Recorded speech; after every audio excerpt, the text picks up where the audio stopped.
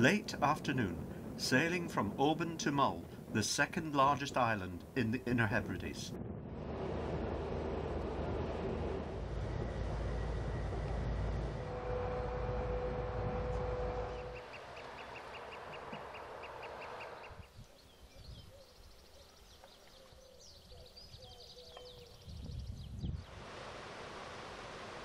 Off the coast of Mull is one of the few places in the world which seem to offer a special magic, Iona.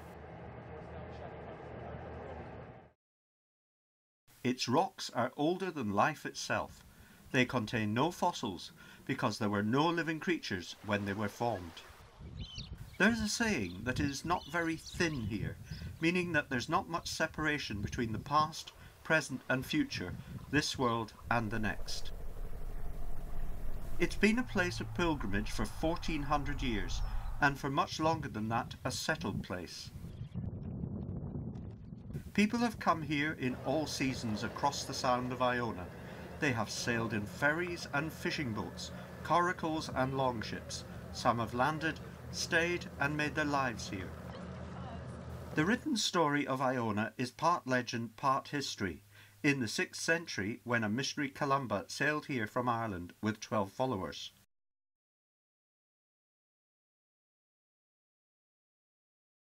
For their purpose, Iona strategically placed a link in a chain of islands in what at that time was one of the important seaways in the Western world. This is where they landed, Columba Bay. There's a stony shelf within the bay called the Bay of the Coracle.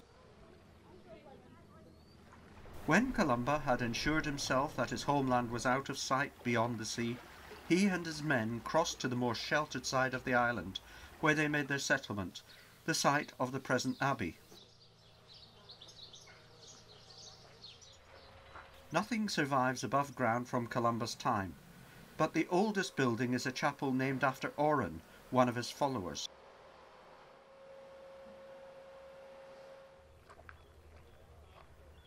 Nearby is the rocky mound where Columba had his monastic cell.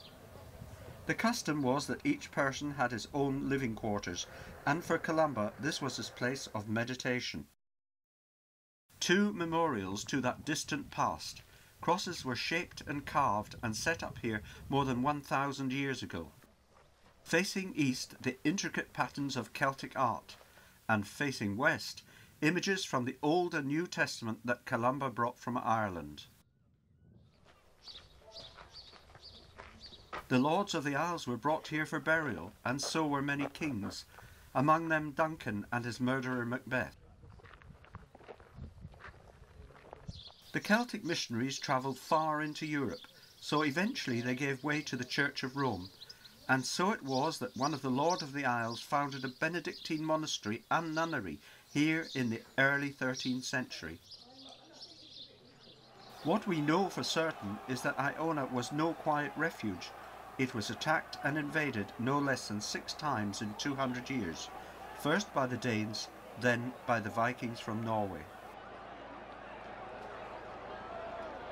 Seals are a feature in many Hebridean legends, but Iona has its own stories, like oyster catchers, for instance, called the Servants of Bride, another of the Celtic saints. The birds were said to follow St. Bride about, but she was taken away from them to the mother of Jesus, and ever since they have been restless and fretful, always wanting to fly out. Visitors from many countries come to Iona, 250,000 of them every year. They follow in the footsteps of poets of Keats and Wordsworth and Scott and Stevenson. It was not until the early 1900s that restoration work began on the Abbey, which briefly had been a cathedral and was then more modestly known as the Abbey Church. There are 3 significant faiths in the history of Iona, and the first of these in 1899, when the 8th Duke of Argyll, a hereditary overlord, entrusted the abbey to the Church of Scotland.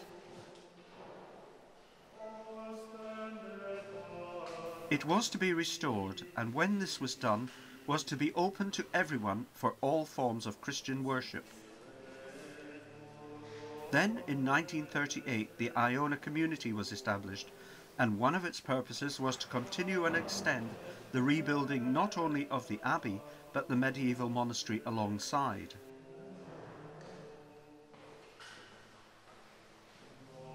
There was skilled help from artists and craftsmen, and gifts from every continent: wood for the rafters and furniture, Bibles in Chinese and Russian, candlesticks from Turkey, a painting from France.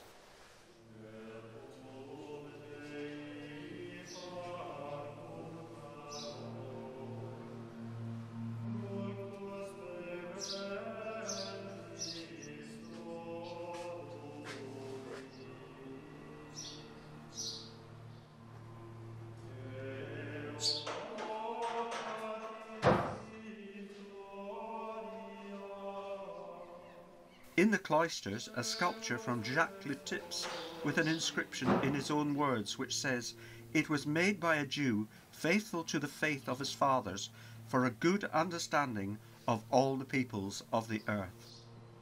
At the beginning of 1979, Iona was still part of the estate of the 10th Duke of Argyll, but by the end of the year it had passed through private generosity into public ownership. It was the Hugh Fraser Foundation that made this possible, and it was announced that the island would be held on behalf of the nation by the National Trust of Scotland.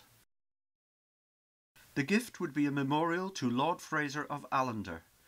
The understanding was that the interests of the islanders should not be overlooked. Iona and its heritage should be protected in harmony with the local community. In Latin, the word Columba means dove, and in Hebrew the word Iona also means dove.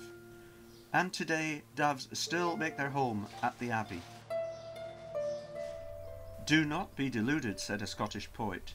"There is nothing there but a lot of water and rocks, and peace and beauty and glories of an ancient people."